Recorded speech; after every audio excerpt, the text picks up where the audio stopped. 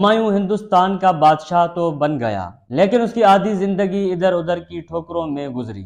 وہ اپنے بھائیوں کی غداری کی وجہ سے اپنی سلطنت کھو بیٹھا، لیکن اس نے ہمت کی اور افغان سرداروں کو شکست دے کر پھر سے ہندوستان حاصل کرنے میں کامیاب رہا۔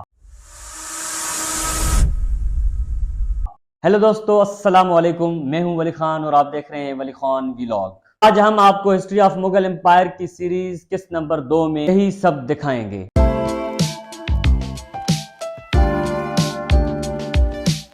مغلوں کی شاہی حویلی میں ایک بچہ پیدا ہوا جس کا نام نصیر الدین ہمایوں رکھا گیا۔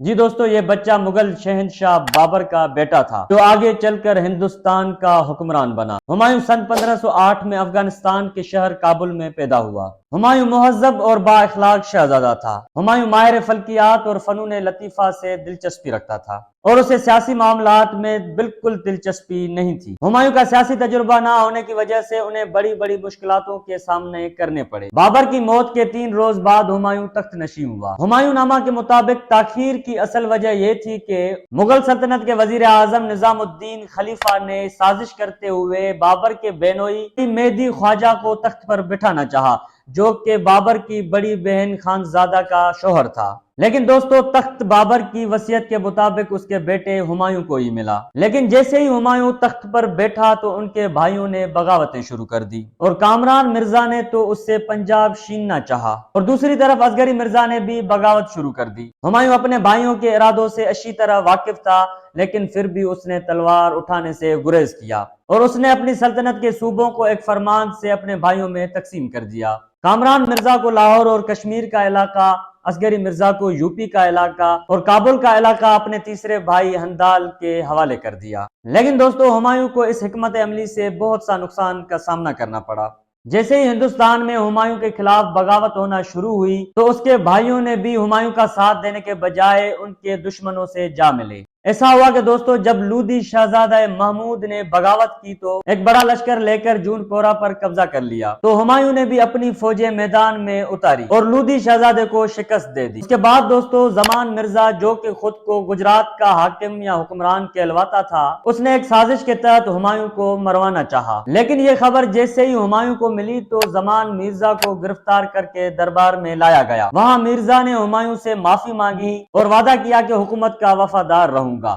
لیکن دوستو، وہ موقع پا کر گجرات کے شہنشاہ بہادر شاہ کے یہاں پناہ گزیر ہوا۔ ہمایوں نے بہادر شاہ سے زمان مرزا کی واپسی کا مطالبہ کیا، لیکن بہادر شاہ نے انکار کر دیا اور یہی نہیں، بہادر شاہ نے تو چتھوڑ قلعے کا محاصرہ کر لیا اور اس کے خلاف ہمایوں نے کوئی قدم نہیں اٹھایا۔ اس فتح کے بعد بہادر شاہ کے حوصلے اتنے بلند ہوئے تو اس نے بہلول لودھی کے بڑے بیٹے علاؤ الدین لودھی کو حکومت کا دعویدار کھڑا کر دیا۔ علاؤ الدین 40,000 کا لشکر لے کر آگرہ کی طرف بڑھا، لیکن شاہی فوجوں کے آتے ہی دعوے دار کی فوج بھاگ نکلی اور جو بچے انہیں مغلوں نے قتل کر دیا۔ اسی شکست کا انتقام لینے کے لیے بہادر شاہ ایک بڑا توپ خانہ لے کر آگرہ کی طرف بڑھا، لیکن اسے بھی شکست ہی ہوئی۔ اس کے بعد شیر شاہ سوری، جو کہ جمال خان سارنگ کا ملازم تھا، اس نے شمال میں بغاوت کر دی۔ دوستو، شیر شاہ سوری کا اصل نام فرید خان تھا اور یہ افغان قبیلے سے تعلق رکھتا تھا، جو کہ افغانستان سے ہجرت کر کے ہندوستان یہاں ملازمت کرنے کے لیے آئے تھے۔ اس کے بعد فرید خان نے بہار اور بنگال پر قبضہ کر لیا۔ ہمایوں نے اپنی فوجیں لے کر شیر خان کے مقابلے کے لیے نکل پڑا۔ باری علیگ اپنی کتاب کمپنی کی حکومت میں لکھتے ہیں کہ جب ہمایوں اتنے بڑے جرنیل کے ساتھ لڑ رہا تھا تو اس کے بھائی دلی اور آگرہ پر قبضہ کرنے کے فکر میں تھے۔ افغان فوجی جرنیل شیر خان نے ہمایوں کو شکست دی تو اس کے بعد ہمایوں خزانہ لے کر اپنے خاندان سمیت لاہور پہنچا، لیکن اس کے بھائی کامران مرزا نے اس کی مدد کرنے سے انکار کر دیا اور وہ مایوس ہو کر سمندری راستوں سے نکل پڑا۔ لیکن وہ سندھ کے شہر عمرکوٹ آ پہنچا اور اس نے عمرکوٹ میں پناہ لے لی اور اسی عمرکوٹ میں ہندوستان کے تیسرے بادشاہ جلال الدین اکبر کا جنم ہوا۔ اس کے بعد دوستو، ہمایوں نے پھر بھی ہمت نہ ہاری اور وہ قندھار کی طرف نکل پڑا، لیکن اس کے بھائی نے اسے ایران کی طرف بھگا دیا۔ اس کے ساتھ صرف 20 سوار اور ایک ملکہ تھی۔